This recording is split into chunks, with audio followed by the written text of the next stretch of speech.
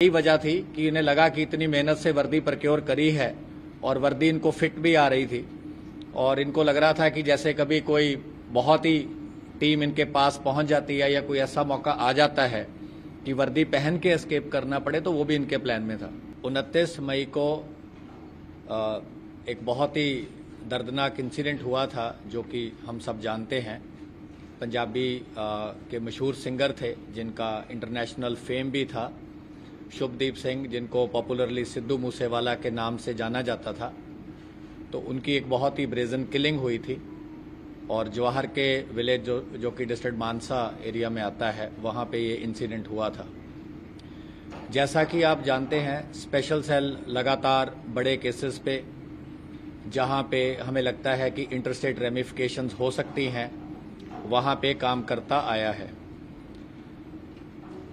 उसी टाइम जब हमारे ध्यान में ये और नोटिस में चीज़ आई कि इस तरीके से ये किलिंग हुई है और उसके वीडियोस वायरल हुए, स्पेशल सेल की मल्टीपल टीम्स ने उसी टाइम से इस पे काम करना शुरू कर दिया। और जैसा कि पहले हम लास्ट प्रेस कॉन्फ्रेंस में आपसे सारा शेयर कर चुके हैं, तो काफ़ी एक्सटेंसिव एफर्ट के बाद फर्स्ट ब्रेक थ्रू हुई थी जिसमें कि एक्चुअल शूटर पकड़े गए थे। शूटर से पहले मास्टरमाइंड को ऑलरेडी स्पेशल सेल ने अरेस्ट किया था। ऑलरेडी वो एक मुकोका केस में अरेस्टेड था और उसने अपना role as a mastermind confess कर लिया था। लेकिन उसके बाद जो मेन एफर्ट था स्पेशल सेल का, मास्टरमाइंड पता चलने के बाद और इसकी इंटरनेशनल कॉन्स्पिरेसी पता चलने के बाद, था कि जो एक्चुअल शूटर्स हैं, जो सीन ऑफ क्राइम पे गए हैं, जिन्होंने एक्चुअल फायरिंग करी है और शुभदीप सिद्धू को गोली मारी है, उनको पकड़ा जाए।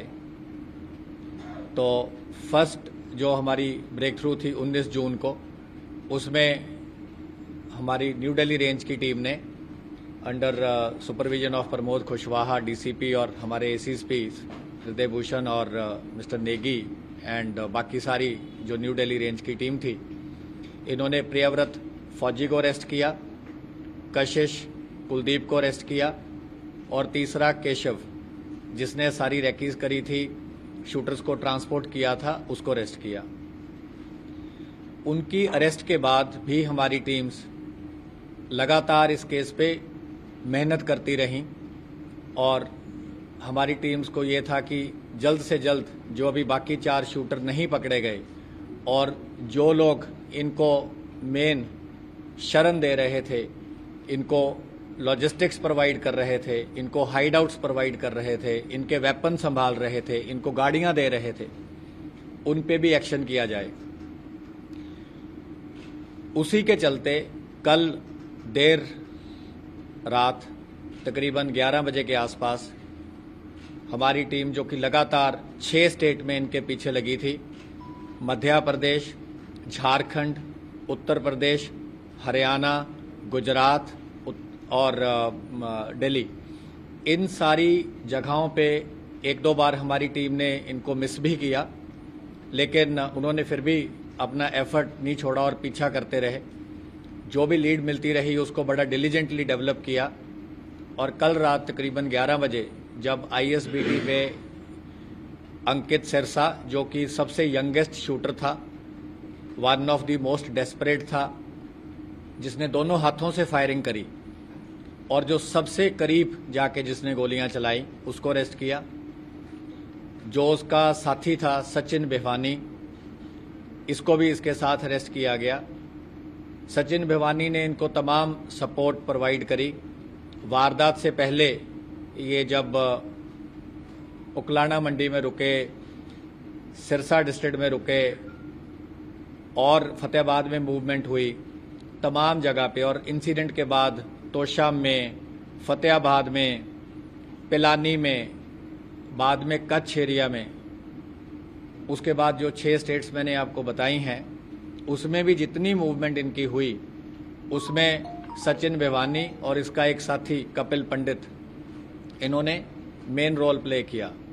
तो इनके साथ दीपक मुंडी भी था, जो कि अभी ऑन द रन है, एब्सकॉन्डिंग है, जो कि चौथा शूटर है, और उसके अलावा 2 शूटर्स का हम ऑलरेडी आपको बता चुके हैं। एक मनप्रीत मानू करके है जो कि मोगा डिस्ट्रिक्ट का है पंजाब में, और छठा शूटर जो है वो जगरूप रूपा है, वो तरन तारण का है। तो इस तरीके से स्पेशल सेल लगातार इस पे काम कर रहा है, जैसे कि ऑर्गेनाइज्ड गैंग्स पे, सिंडिकेट्स पे, एंटी टेरर पर्सपेक्टिव से स्पेशल सेल हमेशा काम करता आया है। और स्पेशल सेल का हमेशा यही फोकस रहा है कि जो लोग भी ऐसी बड़ी वारदात में शामिल होते हैं जिसकी इंटरस्टेट रेमिफिकेशंस हैं, जिससे फ्यूचर में दिल्ली में भी कोई चीज़ ऐसी हो सकती है, दुर्घटना, तो स्पेशल सेल का यही टास्क होता है कि हमारी ये तमाम कोशिश रहे कि जो चीज़ कहीं और हुई है उसको राजधानी में होने से फ्यूचर में प्रिवेंट किया जा सके। तो हमारी सारी टीम्स ने, स्पेशल सेल की ने, not only New Delhi range but बाकी रेंजेस भी, जैसा कि हम पहले बता चुके हैं, northern range, southern range, CI, south west, इन सब ने भी बहुत अच्छा काम किया, इसमें काफ़ी ग्राउंड वर्क किया और बहुत अच्छा एक ज्वाइंट एफर्ट रहा। और ये चीज़ भी हम बताना चाहेंगे कि हमने नेबरिंग लॉ एनफोर्समेंट एजेंसी से भी बहुत अच्छा कोऑपरेट किया है। तमाम इनपुट्स हमने बड़े टाइमली शेयर किए, उनसे भी हमें काफ़ी कोऑपरेशन मिला है।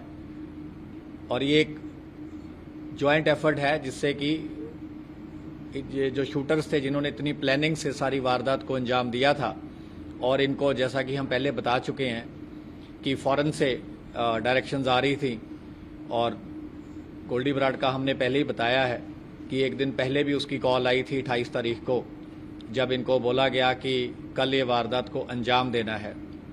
फिर वारदात के दिन इनको तकरीबन 4 बजे इंसिडेंट से ऑलमोस्ट 1.5-2 घंटे पहले कॉल आई और इन्हें बताया कि उनका जो दरवाज़ा है, उसको बड़ा दरवाज़ा था उनके घर का, वो खुल गया है और कभी भी इनकी मूवमेंट हो सकती है। और बाद में जब मूवमेंट हुई तब भी एक इंटरनेशनल कॉल आती है दोनों मॉड्यूल्स को, शूटर्स को, कि आप मूव इन करो। इस टाइम वो अकेले जा रहे हैं और उनके साथ 2 दोस्त हैं और कोई भी गनमैन नहीं है। और जैसा कि हमने पहले भी बताया है, वारदात के बाद प्रियव्रत फौजी जो बोलेरो मॉड्यूल का हेड था, ये कॉल करके बताता है कि इन्होंने जो काम इनको सौंपा गया था इन्होंने पूरा कर दिया है। करोला का मॉड्यूल हेड ने क्या बताया ये हमें इसलिए नहीं पता क्योंकि वो अलग चले गए थे, लेकिन जो वारदात से पहले का था जिसमें गोल्डी बराड़ ने दोनों मॉड्यूल से बात करी, वो चीज़ हम ऑलरेडी आपसे शेयर कर चुके हैं। नहीं, वो हमने पहले भी बताया था कि वो जो पूरा वेपन यूज हुए हैं वारदात में, वो इन्होंने क्योंकि बहुत एलेबोरेट प्लानिंग करी थी, तो वारदात के 2 दिन बाद 1 जून को वो वेपन एक आदमी इनसे अलग लेके गया है। वो इससे ज़्यादा डिटेल हम आपसे नहीं शेयर कर पाएंगे, हमारी टीम्स इस पे भी काम कर रही हैं। सर, क्या फतेहाबाद के सावरिया होटल में ये बुकिंग भी ठहरा था आपको?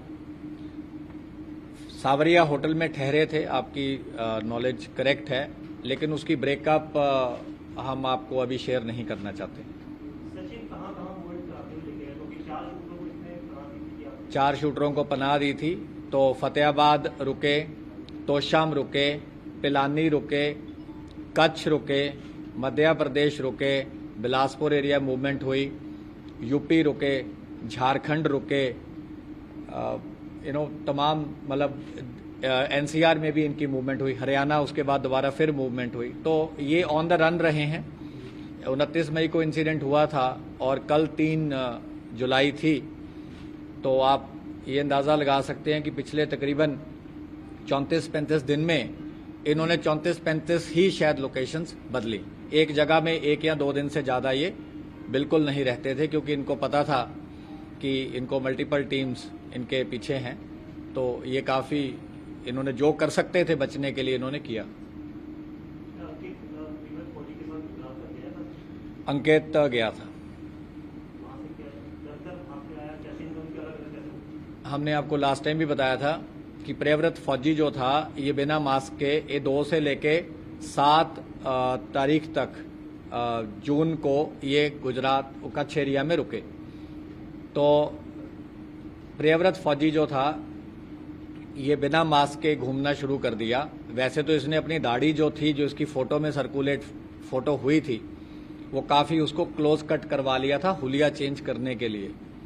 लेकिन क्योंकि इसके बाकी सारे साथी काफी इस चीज से डरे हुए थे कि इसकी गलती के कारण वो भी पकड़े जाएंगे, तो जो दीपक मुंडी था और ये अंकित सिरसा था, ये अलग हो गए। कपिल पंडित अलग हो गया, सचिन भिवानी अलग हो गया।